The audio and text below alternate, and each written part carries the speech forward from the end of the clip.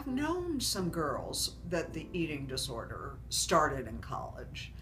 And it usually starts from the stress.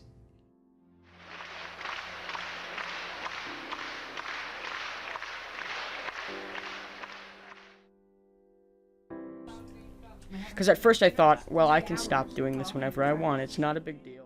I felt this sense of control. I felt power. I felt better than you because you were eating and I wasn't. I don't think you can ever understand an eating disorder. I truly believe this until you have it.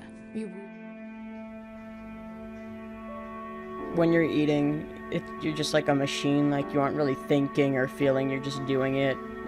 I mean, I don't remember exactly when I started binging, but I remember the first food I binged on a lot was peanut butter.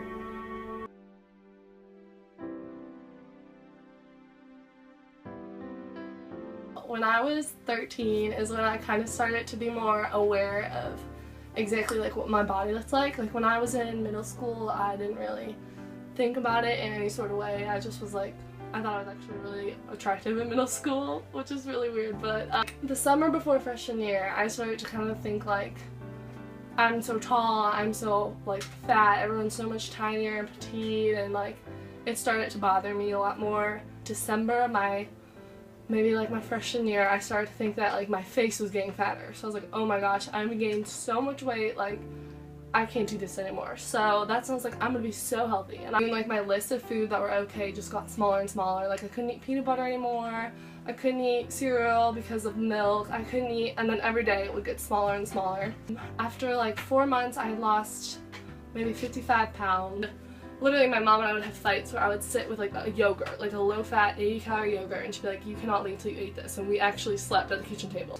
I wasn't allowed to work out, but I would like spend hours in my room literally running in circles. I had doctor appointments every day. I had psychiatrists, psychologists. Food was the enemy.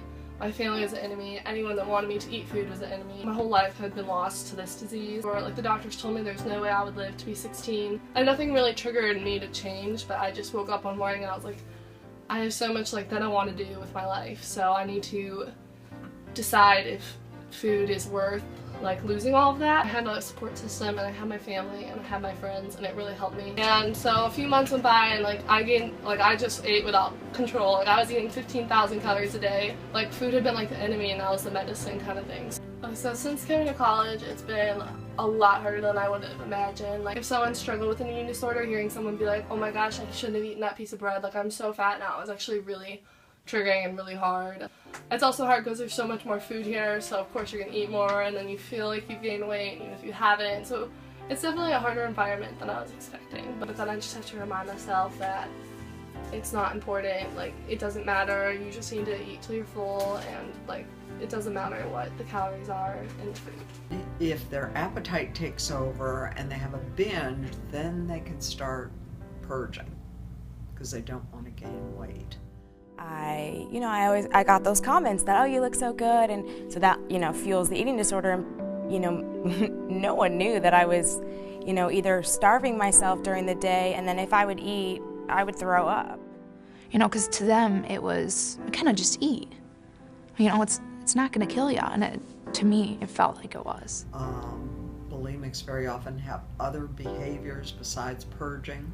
I obsessed over food. When I'm in my disease, I don't have a choice. I am a slave to my eating disorder.